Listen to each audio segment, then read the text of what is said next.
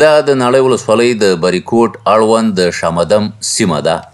دلته د غرونو راوتلي سیلابي خوړ څخه د خلکو کورونو، کرنیزو ځمکو او د همدې ځایه د شرقي نورستان برګي مټال او کامدېش ولسوالیو ته د غځېدلي سړک د ساتنې لپاره د 200 مترو په اوږدوالي د مضبوط دیوال جوړېدو پروژه بشپړه شوه.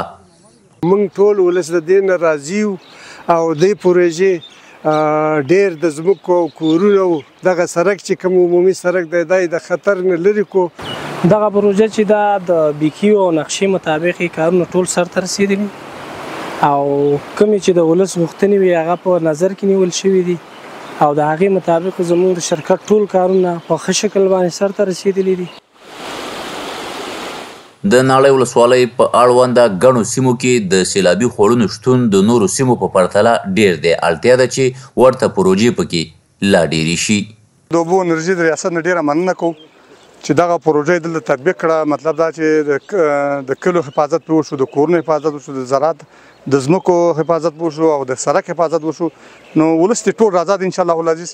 الله تعالی دې راضا شي او ډېر ښایسته پروژه تطبیق شوې دلته. ولایت مقام په دې سعی او تلاش کې ده چې خپل خلکو ته نور خدمت هم وړاندې کړي تر څو هغه د کونړ ولسونه چې د دغه ستونزو سره مخامخ دي په آینده کې د دغه ستونزو د مخنیوي لپاره د حل لاره پیدا کړي. مؤسساتو په رابطه باندې که ریاستونه دي هر څوک موږ سل په سلو کې اطمینان ورکوو چې راشي او مطلب د خپل زموږ ولس ته خدمت وکړي او دې ته موږ اطمینان ورکوو سل په سلو کې هېڅ مشکل ورته نشته.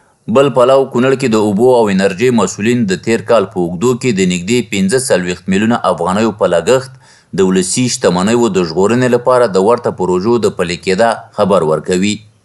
یقیني د کونړ جغرافیه داسې ده چې دلته سیلابونه راځي، د سیلابونو خطرات ډېر دي، د خلکو ډېرې محدودې ځمکې دي چې هغه د خطر سره مخ دي، د خلکو کورونه د خطر سره مخ دي. نو موږ هڅه او کوشش دا کړی دی چې د خلکو دغه مشکلاتو ته رسیدګي وکړو او هغه ډېرې مؤثرې ساحې په نښې کړو او هغه خلکو ته خدمت وړاندې کړو. د یادولو وړ ده د کونړ په ډېرو سیمو کې د دغه ډول ټولګټو پروژو پلي کېدا د خلکو پر وړاندې د ګڼو زیانونو مخه نیولې ده.